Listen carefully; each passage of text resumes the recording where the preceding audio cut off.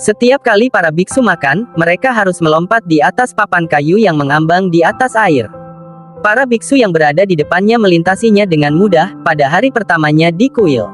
Ia mengira itu akan mudah, tetapi begitu ia menginjak papan kayu, ia kehilangan keseimbangan dan jatuh ke dalam air. Setelah naik kembali ia bergegas menuju ruang makan, tetapi dihentikan di pintu oleh seorang biksu senior, yang mengatakan bahwa dia tidak boleh masuk dengan pakaian basah. Ia tidak punya pilihan lain, selain melepas pakaiannya untuk dikeringkan, saat dia menggunakannya kembali dan masuk ke kuil. Ternyata para biksu senior telah menghabiskan semua nasi. Tiba-tiba ia melihat ada nasi di mangkok lain di dekatnya, dan bersiap untuk mengambilnya, tanpa tahu bahwa area itu hanya untuk para master. Sebagai hukuman sang master menyuruhnya berdiri di atas papan kayu mengambang. Jika ia bisa menjaga keseimbangan, ia boleh makan semangkuk nasi itu. Tapi tetap tidak bisa seimbang dan kembali jatuh ke kola.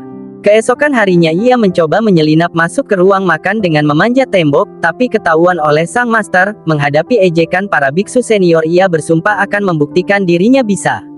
Malam itu dia menggunakan 2 tong kayu dan berlatih menjaga keseimbangan sambil melompat di antara keduanya, saat mereka berputar dan setelah gagal berkali-kali. Ia meningkatkan kecepatan putaran hingga maksimum dan melompat dari 1 tong ke tong lainnya.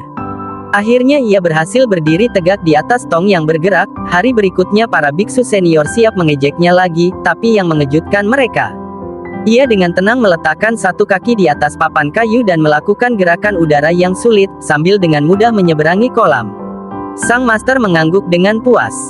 Kemudian sang master meningkatkan kesulitan dengan memecah papan menjadi potongan-potongan kayu kecil. Bahkan dengan kemampuan paling ringan ia tidak bisa menyeberang. Ia mencoba melompat tetapi gagal, seperti yang mereka coba dari pagi hingga malam tetapi tidak ada yang berhasil.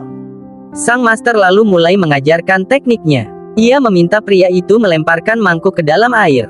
Saat melihat mangkuk itu tenggelam ke dasar, master menjelaskan bahwa lemparannya mengarah ke bawah seperti upaya mereka saat melompat di atas papan. Karena papan kayu memiliki daya apung terbatas, semakin keras mereka melompat, semakin cepat papan itu tenggelam. Sang master kemudian mengambil mangkuk dan melemparkan diagonal permukaan air dan berhasil mendarat di tepi seberang. Pria itu pun memahami maksud sang master. Saat para biksu senior tidur, ia berlatih di tepi kolam. Meskipun ia jatuh berkali-kali, ia tidak pernah menyerah hingga tak terhitung jumlahnya. Sampai dia berhasil melompat ke seberang.